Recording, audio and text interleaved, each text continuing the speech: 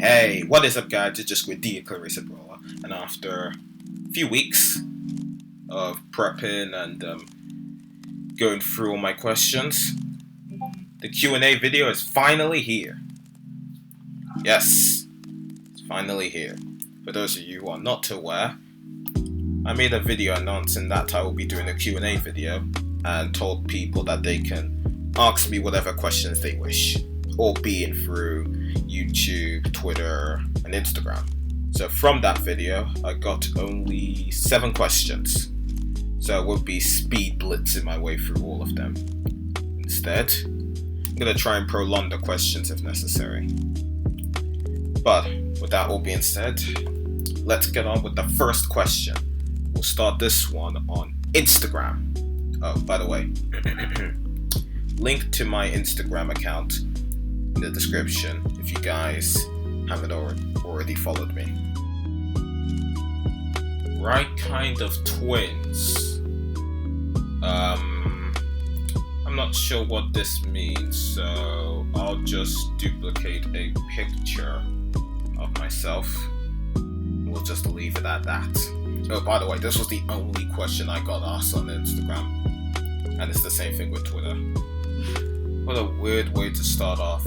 Speaking of Twitter, the next question comes from there. My favorite part in JoJo has always been part 3, and it stays that way until part 7 gets animated.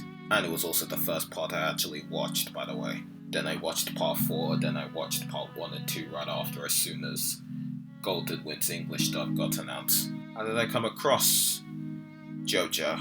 Well, the story goes like this. After I was done with my GCSEs, one of my friends recommended me to watch JoJo, and I recommended him to play or watch an LP of the Persona games. He chose to look at Persona 3, and I chose to look at part 3 of JoJo. And yeah, that's how the story goes. We both chose to look out the 3 parts that made the series a bit more popular in the Western audience. But I digress. The reason why I like part 3 is simple. I like the protagonist JoJo. In my opinion, is the best JoJo.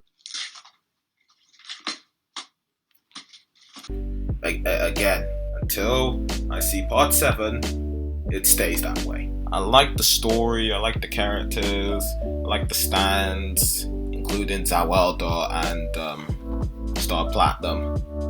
I love how they use the arcanas in the first half of part 3, and then in the second half they were based off of Egyptians, I believe. I had to look that up, which already hooked me into the series, and I thought, oh, this is very similar to Persona. Besides the fact that the protagonists have very similar personalities. Not to mention that the 2 openings in part 3 are some of the best in the series, other than Great Days, Fighting Gold, and Trader's Requiem, and so on and so forth. And yeah, that wraps it up for Twitter. I'm not joking. That was literally the only question I got asked on Twitter. All my other questions were asked on YouTube, because obviously I posted the video on YouTube. But I linked it in Twitter and Instagram as well. But only one person from both sides bothered to answer. So, well, we're going to YouTube now. I love pepperoni pizza. It's literally the only pizza I order. By the way, Pizza Hut is better than Domino's.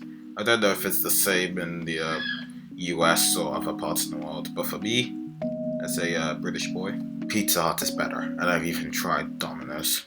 Not that good. I don't really have a favorite game.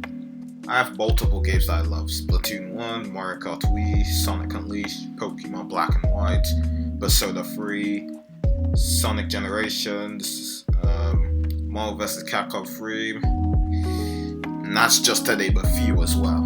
So I feel like we should just leave it at that.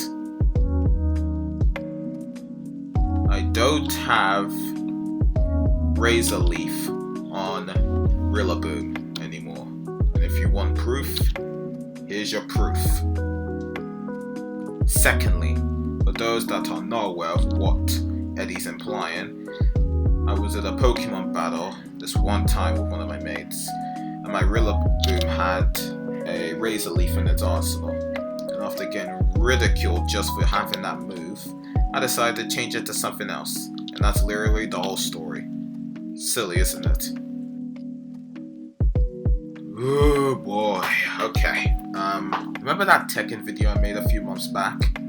One of my mates watched it and apparently thought that my gameplay mentally and physically hurts them, which is a clear over-exaggeration. So he kept on asking me if he can train me ever since then. But the thing is, I don't need or want his help.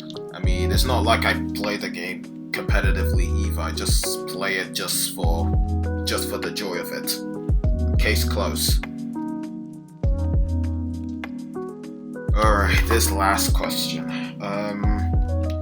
Took me a while to think this one through, but the best moment of my channel is really making videos that people actually enjoy, all within a small community.